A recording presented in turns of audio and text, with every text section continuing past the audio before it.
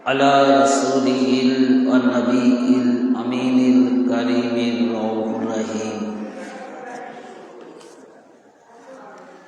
وعلى آله وأهل بيته الطيبين والطاهرين والمعصومين الأجمعين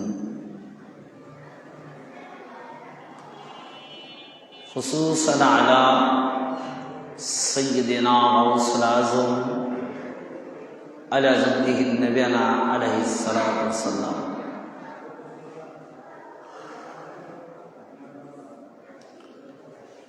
मुअज़्ज़ज़ सामीईन किराम, আজকে একটি তরিকাতে আঞ্জুমানে কাদরিয়ার সকল পীর ভাই ও পীর বোনদের জন্য রহমতের রজনী,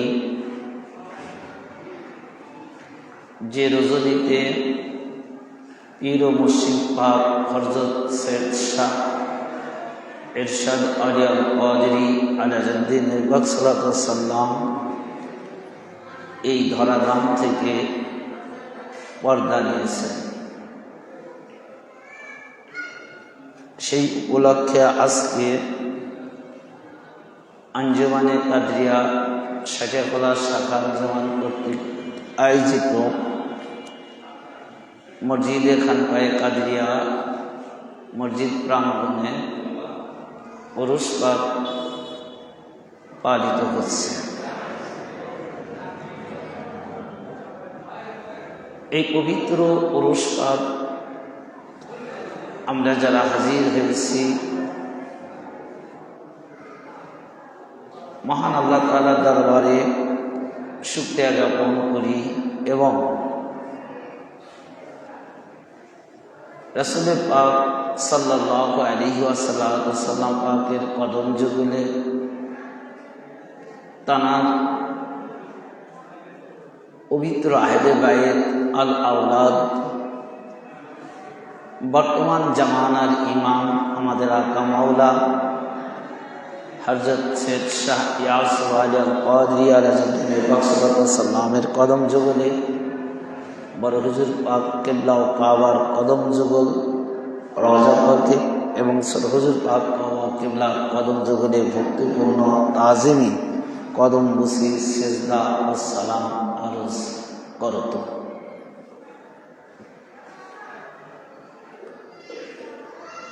আজকের এই মহিমান্বিত উরুস উপলক্ষে শাজাকলা আঞ্জুমানে কাদরিয়া শাখা কমিটির সম্মানিত সভাপতি, সেক্রেটারি, অত্র কমিটির সকল সদস্যবৃন্দ, খাস করে আমার সকল পীর ভাই ও বোনদের প্রতি, আপনারা যারা দূরদূরান্ত থেকে আজকের এই উরুস পাকে হাজির হয়েছেন, তাদের সকলের প্রতি লাইভ টেলিকাস্টের মাধ্যম হতে দূরপ্রান্ত দেশ বিদেশ প্রবাসী সকল শ্রোতাবৃন্দের প্রতি জানাই এই পবিত্রময় রজনী উপলক্ষে অভিনন্দন, শুভেচ্ছা, মোবারকবাদ, সালাম। আসসালামু আলাইকুম ওয়া রাহমাতুল্লাহি ওয়া বারাকাতুহু।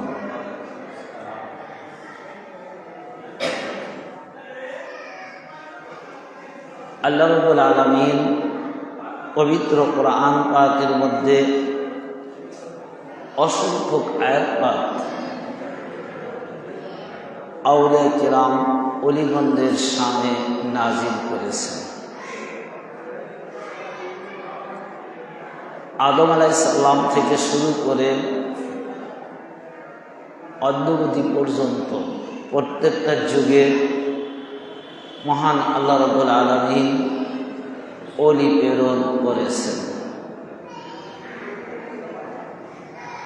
এবং সেই ওলিরা প্রত্যেকটা নবীদের জামানায় তানারা কি করেছে, অসংখ্য আশ্চর্যের জনক ঘটনাবলী কার্যকর্মগুলো করেছে নবীরা থাকতে, নবীদের সামনে। যেমন মুসা আলাইহিস সালামের জামানায় অলির কর্ম পরিলক্ষিত হয়েছে। অলির নিকট মুসা আলাইহিস সালামকে আল্লাহ তাআলা প্রেরণ করেছে। সুলাইমান আলাইহিস সালামের জামানায় অলির দ্বারা রানী বিলকিসের সিংহাসন আনয়ন করেছে। এমনি করে অসংখ্য নবীদের জামানায় অলিদের দ্বারা আল্লাহ তাআলা অসংখ্য যে কাজ কোনো জিন, ফেরেশতা, অন্য কোনো জাতিরা করতে পারেনি, সেই অসাধ্য কঠিন কাজগুলো আল্লাহ রাব্বুল আলামিন অলিদের দ্বারা করাইছেন। তারপর যখন নবীর যুগ শেষ, আউলিয়া ইকরামের যুগ শুরু।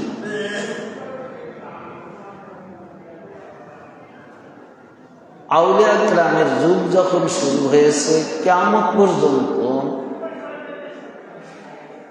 আল্লাহ বান্দা বান্দীরা আল্লাহর ওয়াহদানিয়াতের নিচে আল্লাহর ওয়াহদানিয়াতকে আউলিয়া ইকরামের মাধ্যম থেকে তারা জানবে, শিখবে, বুঝবে এবং এই ধরাধামে অলিরা কি করবে, আল্লাহর একত্ববাদ, ওয়াহদানিয়াত প্রতিষ্ঠিত করে রাখবে।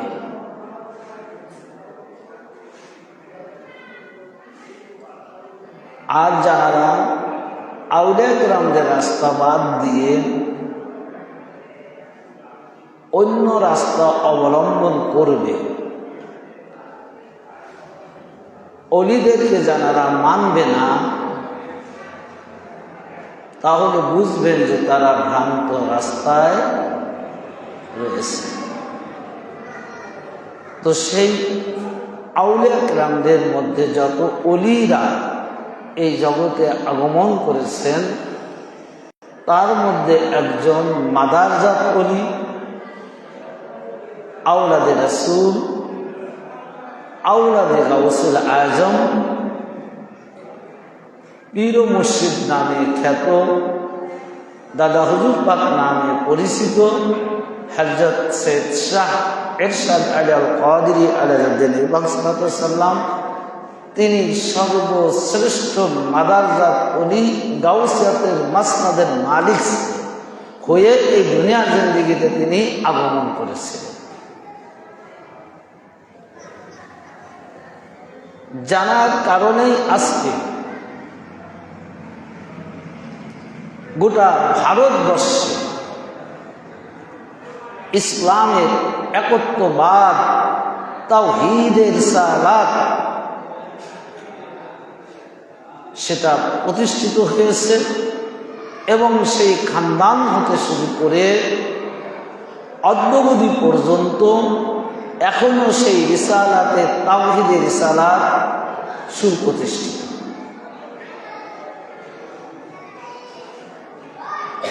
ইহদিনাস সিরাতাল মুস্তাকিম, এই যে সোজা সরল রাস্তা, এটা আল্লাহ পাওয়ার ওয়াহদানিয়াতের একমাত্র রাস্তা। আর এই রাস্তা পরিচালিত করবেন, এই রাস্তায় যিনি পরিচালক থাকবেন, তিনি হলেন আল্লাহর নিয়ামত প্রাপ্ত ব্যক্তি,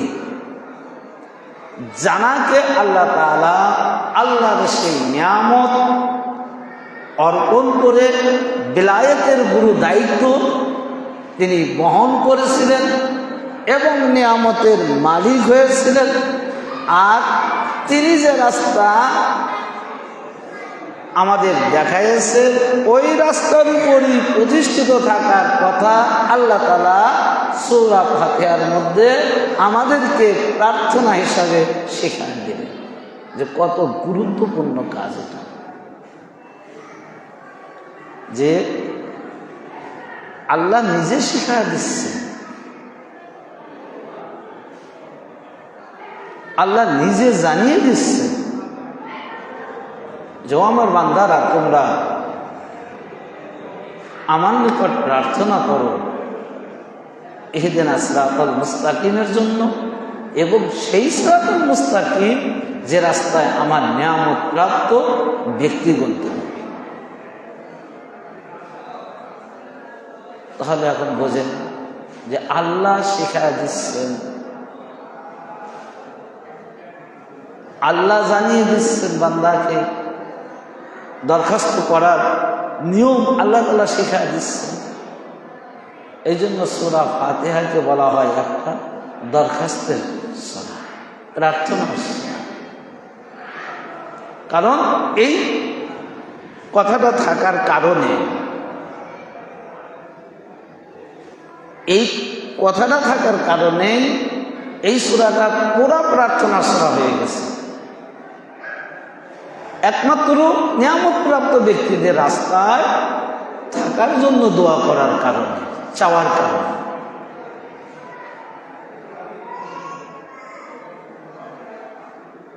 তো সেই নিয়ামত প্রাপ্ত ব্যক্তি হলেন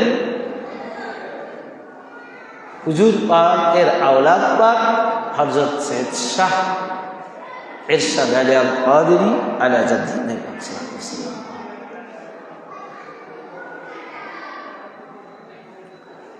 তানার উরুস পাকে যদি আজকে জানারা হাজির হয়েছি আমরা, এটা আমাদের জন্য সৌভাগ্য।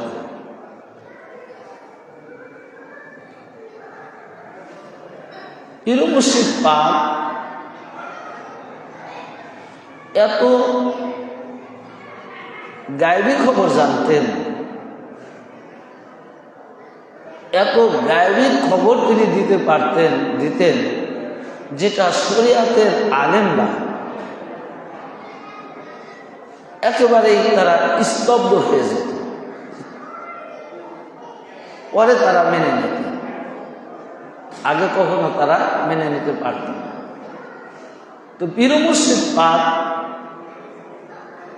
তিনি প্র্যাকটিক্যালি ভাবে যে আল্লাহ হতে তিনি যে এসেছেন, আল্লাহ ওয়াহদানিয়াত থেকে যে তিনি এসেছেন, এটা তিনি প্রমাণ প্র্যাকটিক্যালি ভাবে তিনি দেখা দিয়ে গেছেন। কারণ হলো যে আমি এর আগেও বলেছি, বিশেষ করে যারা মাদারজা করি নিয়ামত প্রাপ্ত ব্যক্তি যারা, তানাদের সামনে তানারা আল্লাহর ওয়াহদানিয়াত নূরের সাথে থাকছে। আল্লাহ কি সৃষ্টি করবে কি করবে না, এই কুল কায়নাতের যে পরিচালক তো হবে, এটা আল্লাহর পরিকল্পনা পূর্বের থেকেই করেছিলেন। আর এই সমস্ত কিছু পরিচালনা যখন আল্লাহ করেন, যখন আল্লাহ ওয়াহদানিয়াত হয়ে করেন, সেই ওয়াহদানিয়াতের সাথে পীর মুর্শিদ পাকের নূর পাক ছিলেন। কারণ আল্লাহ নূর থেকে পীর মুর্শিদ পাক এই ঘরানায় এসেছে, এর মধ্যে কোনো পার্থক্য নেই।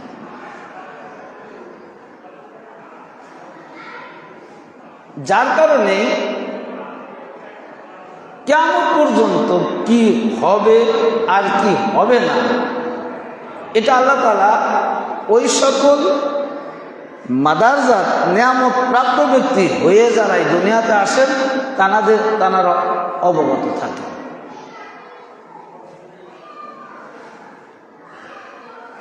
তো যখন পীর মুর্শিদ পাকের নিকটে এটা আমাদের মুরব্বীদের থেকে শোনা, যে মুরব্বীরা পীর মুর্শিদ পাককে দেখেছেন, তানার হাতে বায়াত হয়েছে, তানাদের থেকে শোনা। এখনো পীর মুর্শিদ পাকের মুরিদান আছে কিনা ওরকম বলতে হবে না, কিন্তু কয়েক বছর আগ পর্যন্ত পীর মুর্শিদ পাকের অসংখ্য মুরিদান ছিলেন। যেমন একজন কারেন্টের শর্ট খেয়েছিল ওই রওজা পাকের কাজ করতে গিয়ে, তার বাড়ি রাজবাড়িতে ছিল, তিনি তো মারাই গেছেন, তাকে যে জীবিত পুনরায় জীবনদান করছিলেন পীর মুর্শিদ পাক, এটা উজ্জ্বল ঘটনা, এটা রাজবাড়ির সেই ব্যক্তি। এমনি করে পীর মুর্শিদ পাকের সহজ রাজ্যে যান, পীর মুর্শিদ পাকের নিকটে যারা বায়াত হয়েছেন এমন কিছু ব্যক্তি আমাদের মাঝে আমরা পূর্বে আমরা পেয়েছি, আপনারা পেয়েছেন, হয়তো আমাদের পরজন্মে আপনারা পাবেন, কিন্তু আমরা আপনারা পেয়েছি। তো তাদের মুখ থেকে কিছু ঘটনা আমরা শুনেছি যে পীর মুর্শিদ পাক কেমন ওলি ছিলেন। তিনি কিরকম সুদর্শন একজন ব্যক্তি ছিলেন। পীর মুর্শিদ পাকের চেহারা মোবারক নুরানি ছিলেন, রাসূল পাকের সুরত ছিলেন, এবং এত সুমিষ্ট কণ্ঠ ছিল যে জানার কথা মানুষ শোনার জন্য যত শুনছে ততই তারা মুগ্ধ হয়েছে। এটা জানারা দেখেছেন, তারা বলেছেন। আজও পীর মুর্শিদ পাকের চেয়ার পাক এখনো 22 নং খানকা পাকে রয়েছে, যে চেয়ারে পীর মুর্শিদ পাক বসতেন। তো সেই পীর ভাই থেকে, সেই মুরব্বীদের থেকে কিছু শোনা ঘটনা আমি আপনাদের মাঝে তুলে ধরার চেষ্টা করব। বিশেষ করে আমি যে ব্যক্তির থেকে শুনেছি তিনি ছিলেন সাগরকান্দির খুবই বিজ্ঞ ব্যক্তি, যার নাম মৌলভী হিসাবে বলা হতো যে মৌলভী হাবিবুর রহমান সাহেব। তার অসংখ্য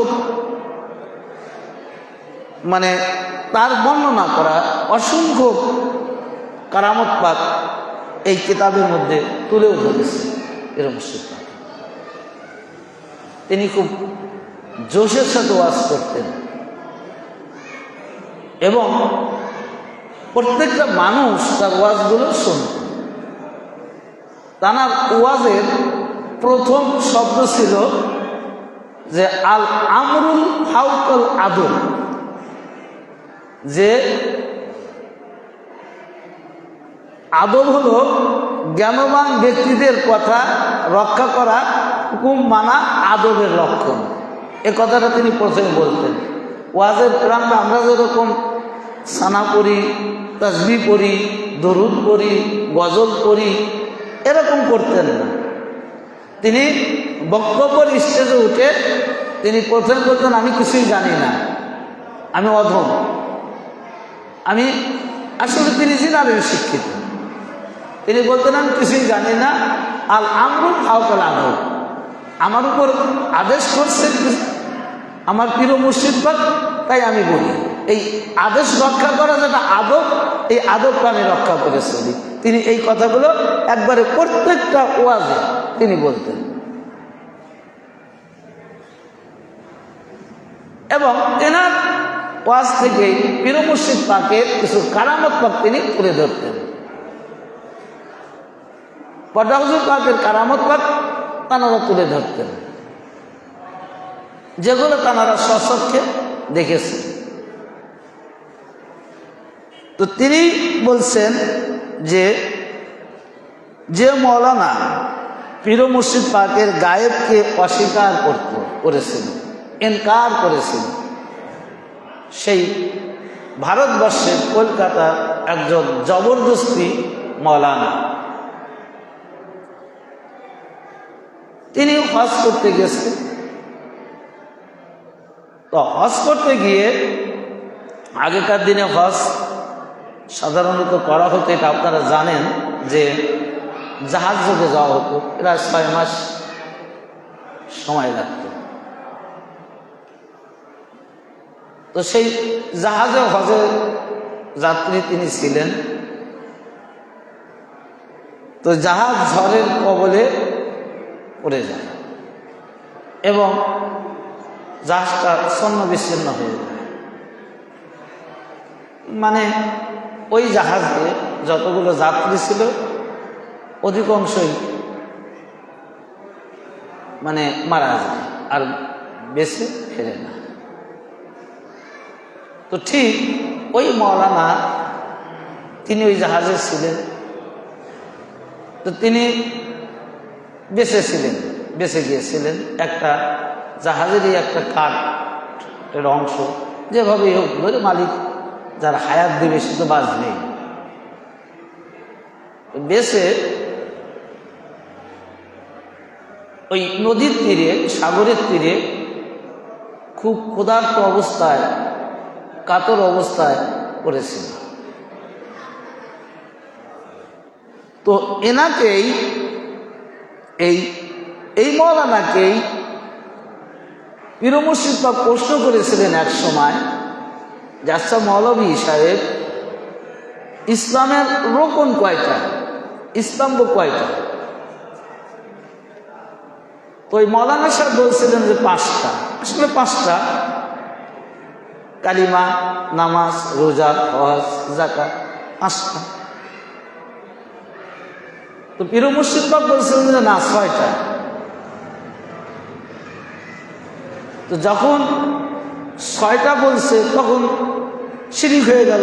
আল্লাহর স্তম্ভ 5টা, আসলে তো 5টা বেলা মূল বস্তু।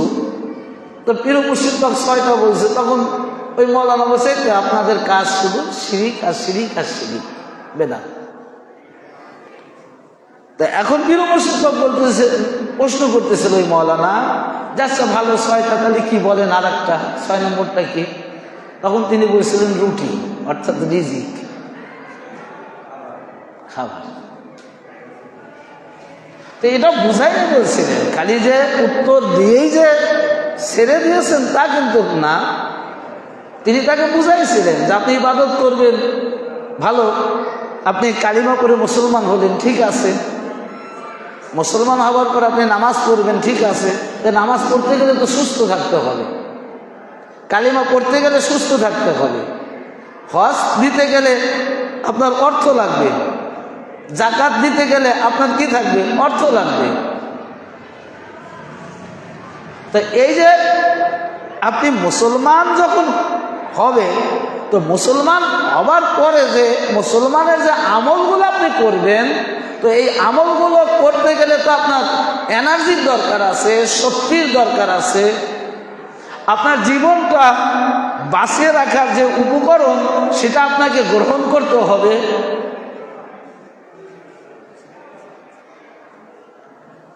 এই জন্য যদি আপনার খাদ্যই না থাকে, খোরাক যদি আপনি না খান, তাহলে আপনি নামাজ পড়বেন কি করে, যাকাত দিবেন কি করে, হজ করবেন কি করে?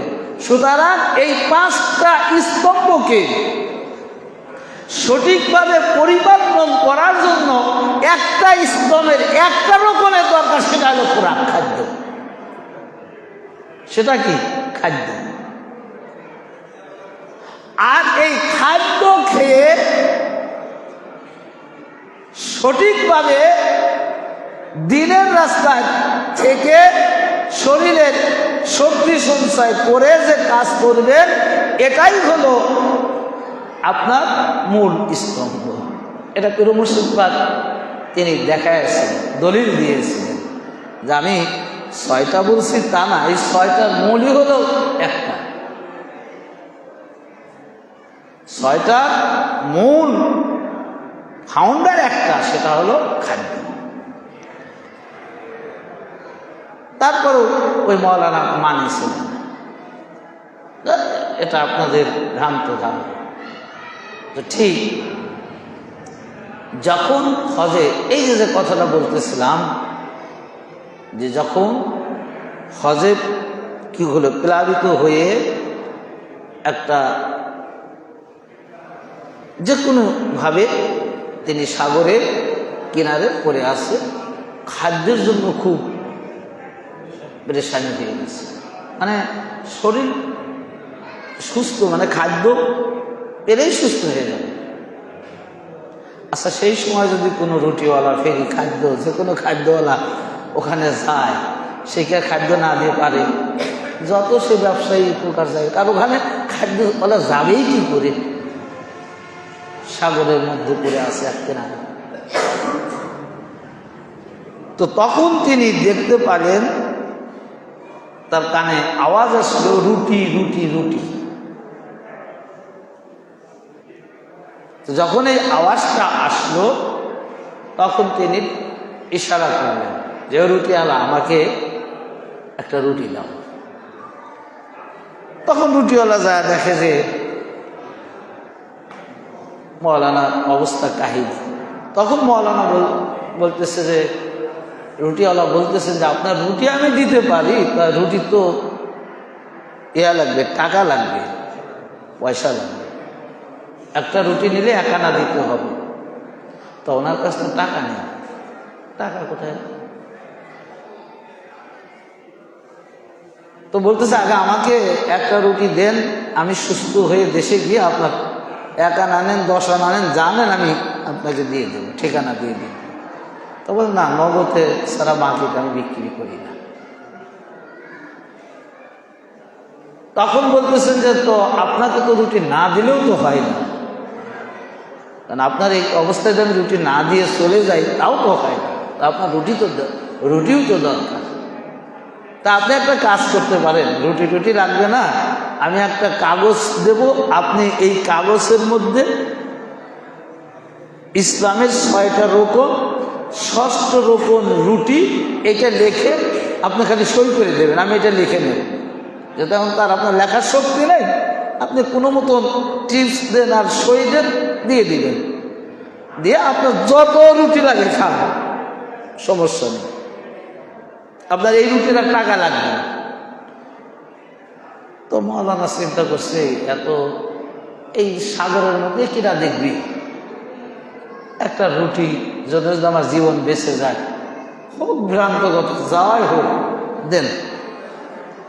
সিগনেচার করে দিছি, সিগনেচার করে রুটি দিয়ে ওনার রুটিওয়ালা বিদায় নিয়েছে। তো যখনই রুটি খেয়েছে, তখন তিনি সুস্থ হয়ে গেছে। শুধু রুটিই না, পানি পর্যন্ত দিয়েছেন, কারণ সাগরের পানি তো পান করতে পারবে না। তখন তিনি সাগর দিয়ে হাঁটতে হাঁটতে হাঁটতে হাঁটতে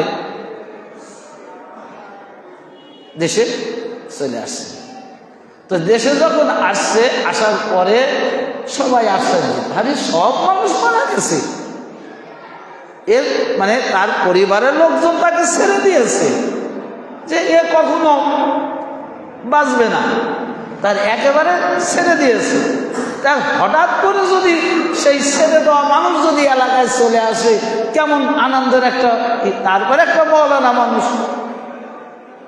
চলে আসে। আসার পরে যাই হোক, খাবার দাবার সুস্থ পরিবেশ পাওয়ার পরে ওরা স্বাভাবিক হয়ে গেছে। স্বাভাবিক হওয়ার পরে একদিন স্টেশনে হাঁটতে গেছে, গিয়ে দেখে পীর মুর্শিদ পাক স্টেশনে বসে আছে। আগে, এখন যেরকম আমাদের হুজুর পাকরা যতটা লোকালয় থাকে, আগে এত লোকালয় থাকতেন না, হাঁটতেন চলতেন, কারণ এত পীর ভাই ছিল না, লোক সংখ্যা ছিল না, যার কারণে তারা লোকালয় থাকাকে পছন্দ করতেন। তো লোক সংখ্যা খুব একটা থাকতো না, যার কারণে তারা বিভিন্ন সময় প্রয়োজনের তাগিদে একটু বিকালে হাঁটতেন।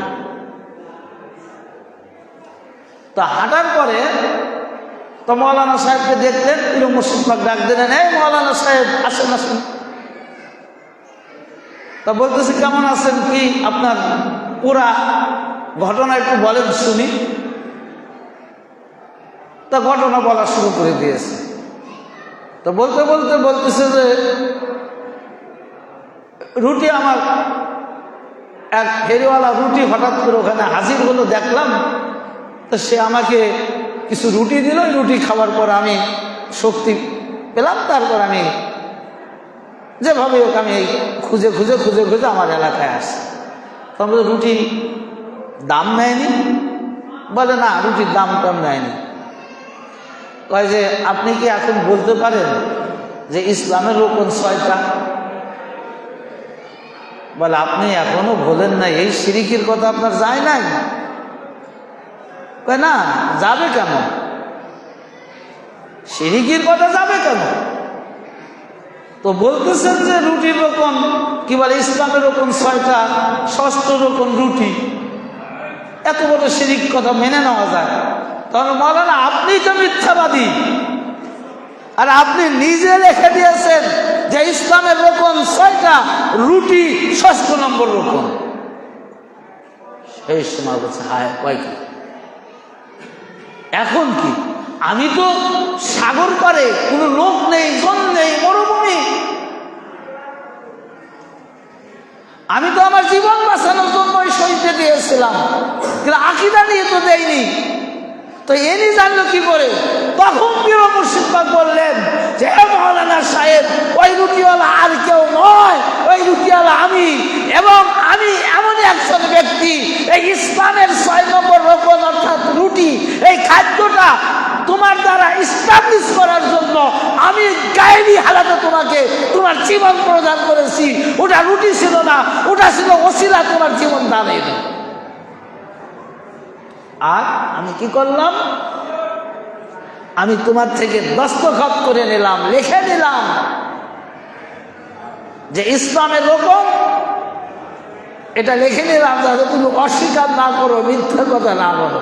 কারণ তুমি তো মিথ্যা বলেই দিয়েছো, সমস্ত ঘটনা সত্য বলেছো, কিন্তু রুটি যে ওসিলায় পেলে, রুটি যে কারণে পেলে, ওই কথাটা তুমি বললে না। মাওলানা মিথ্যাবাদী ব্যক্তি কি হতে পারে? তখন মাওলানা সাহেব সিজদায় পড়ে গেলেন। মাওলানা সাহেব তখন সিজদায় পড়ে গেলেন যে না, এ আপনি নেই, এ আপনি সাধারণ মানুষ নন। পৃথিবীর মধ্যে যদি মাদারজাত অলি থেকে থাকে, পৃথিবীর মধ্যে যদি কোনো আল্লাহ প্রদত্ত কোন নিয়ামত ওয়ালা ব্যক্তি যদি আল্লাহ তাআলা এই ধরাধামে প্রকাশ করে, তার মধ্যে আপনি সেই প্রকাশকৃত একজন, আপনি সেই প্রকাশকৃত একজন, যিনি দুনিয়াতে মাদাতগান করতে পারে। এটা যেমন তেমন মাদাতগান নয়, এটা যেমন তেমন উপকার নয়।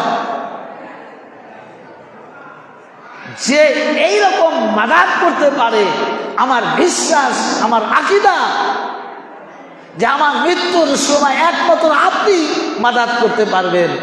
আমার কবরে মুনকার নেকির সওয়াল জবাবে একমাত্র আপনি উপস্থিত থেকে জবাব দিতে পারবেন, এবং হাসরে আপনি থাকতে পারবেন, মিজানে আপনি থাকতে পারবেন, ফুলসিরাতে আপনি থাকবেন।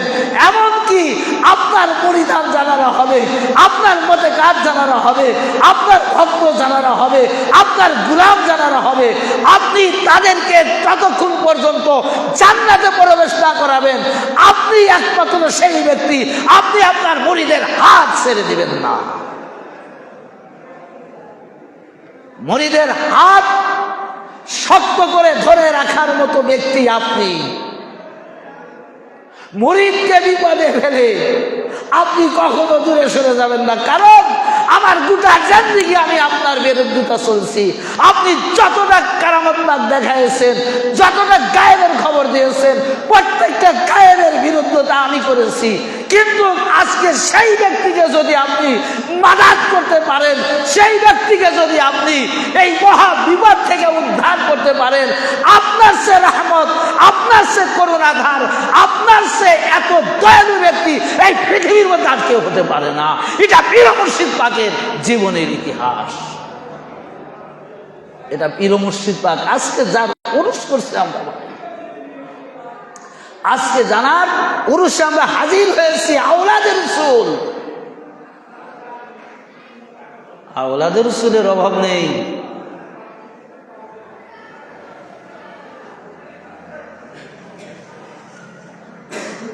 আজকে কত পীরের দরবার ভেঙে চুরমার করে দিচ্ছে,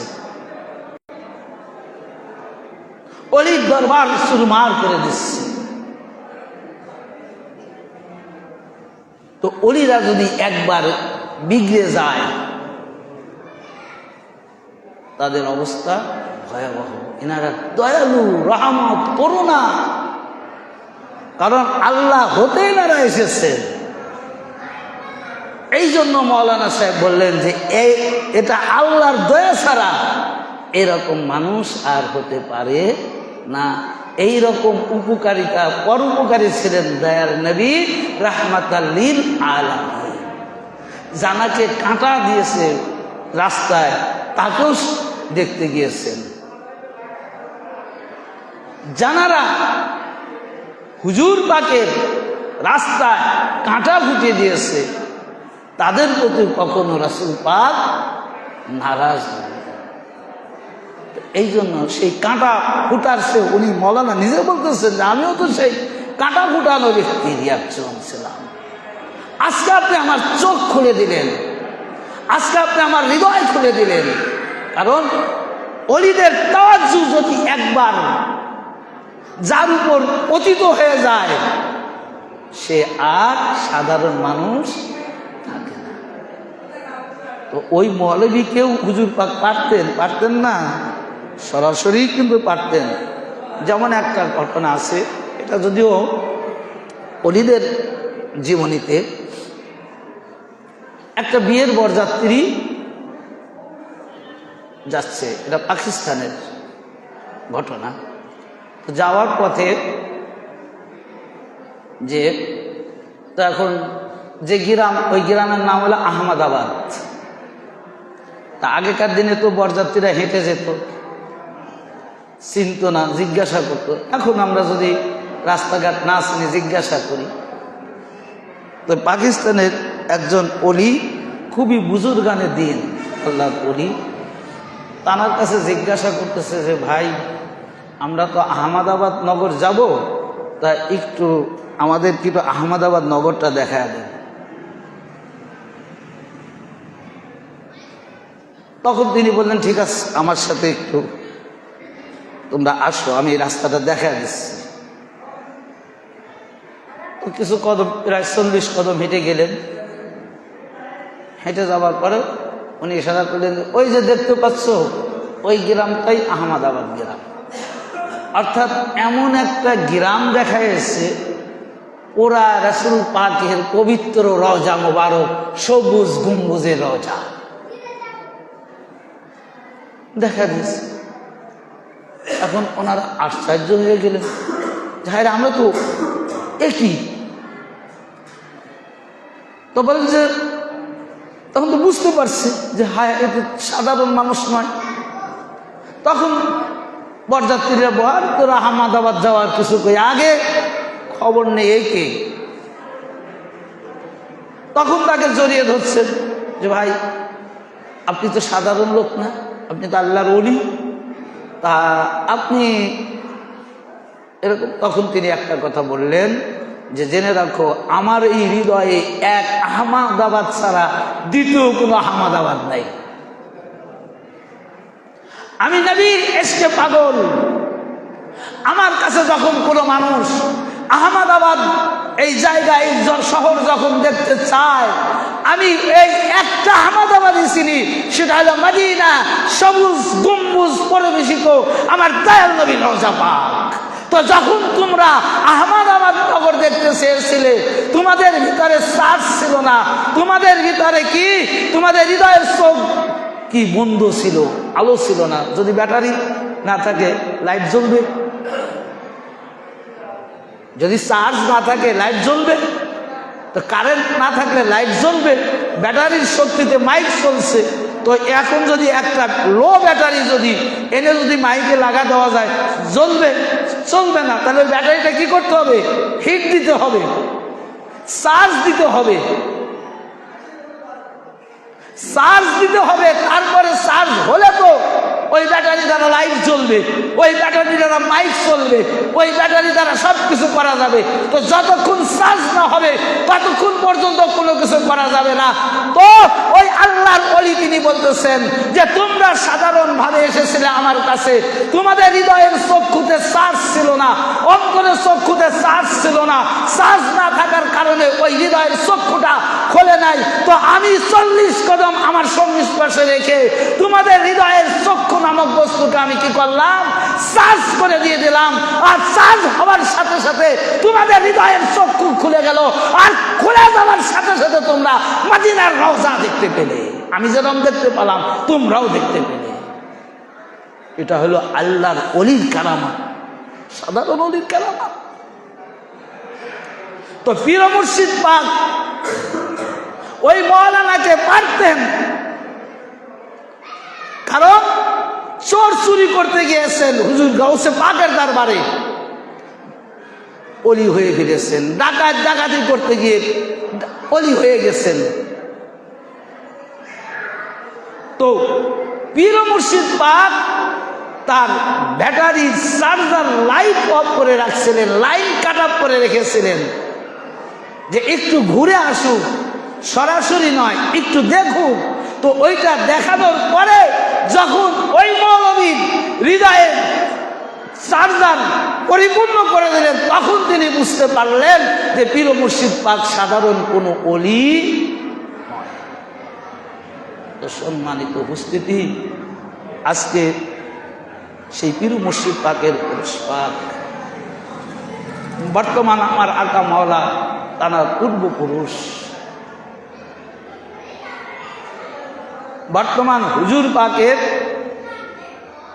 পূর্বপুরুষ, অর্থাৎ ছোট হুজুর পাক কেবলা ও কাবার দাদা, বড় হুজুর পাক কেবলা ও কাবার দাদা যান, যার কোন আমরা দাদা হুজুর পাক বলি। তো আজকে যদি তানাদের অকাট্য ব্যক্তিরা যদি নাভান মানি, তাই না, মানে নাই, মাননেওয়ালা না, জীবন ভর বিরোধিতা করে গেছে, জীবন ভর কি বিরোধিতা করে গেছে, তারা যদি তাদেরকে যদি আলোক দান করতে পারে, তারা যদি ক্ষমা চেয়ে আমার হুজুর পাকের কদম পাকে যদি সিজদায় লুটিয়ে পড়ে, আর হুজুর পাক যদি তাদের প্রতি এহসান করেন, করুণা করেন, দয়া করেন, তো আজকের এই উরুস পাকে, আজকে এই উরুস পাকে তানাদেরই আওলাদ পাকের কদম পাক, তানাদেরই নাতির, তাই না, পুত্রের কদম পাক এখানে রয়েছে। তো সেই কদমের যদি আমরা সিজদায় করে কান্নার মতো কান্না করতে পারি, নিঃসন্তান সন্তান পাবে, যে কোনো মুসিবত বালা মুসিবতগ্রস্ত ব্যক্তি যদি অন্তর থেকে, হৃদয়ের থেকে হুজরাখানার চোকাতে যদি সিজদায় করে এই উরুস পাকে প্রার্থনা করে, আমার দৃঢ় বিশ্বাস সে সিজদা উঠাতে যত না দেরি হবে তার মনের আশা পীর মুর্শিদ পাক পূরণ করে দেবে ইনশাআল্লাহ। কিন্তু চাওয়ার মতো চাইতে হবে ভাই। তো যাই হোক, অনেক কথা বললাম, একটা কারামত পাখি বললাম পীর মুর্শিদ পাকের। তো মহান আল্লাহ রাব্বুল আলামিন আমাদের প্রত্যেক পীর ভাই পীর বোনদের, আমরা যেন প্রত্যেকেই যেন পীর মুর্শিদ পাকের কদম পাকের ধুলিকানা হয়ে এবং তানাদের গোলাম হয়ে এই দুনিয়ার জিন্দেগির থেকে যেন শেষ বিদায় নিতে পারি। মহান আল্লাহ তাআলা আমাদের আপনাদের সবাইকে এই তৌফিক আতা প্রদান করুন। সবাই বলুন আমিন। আমা তৌফিক ইল্লা বিল্লাহ। আসসালামু আলাইকুম ওয়া রাহমাতুল্লাহি ওয়া বারাকাতুহু। ওয়াল্লাহুম্মা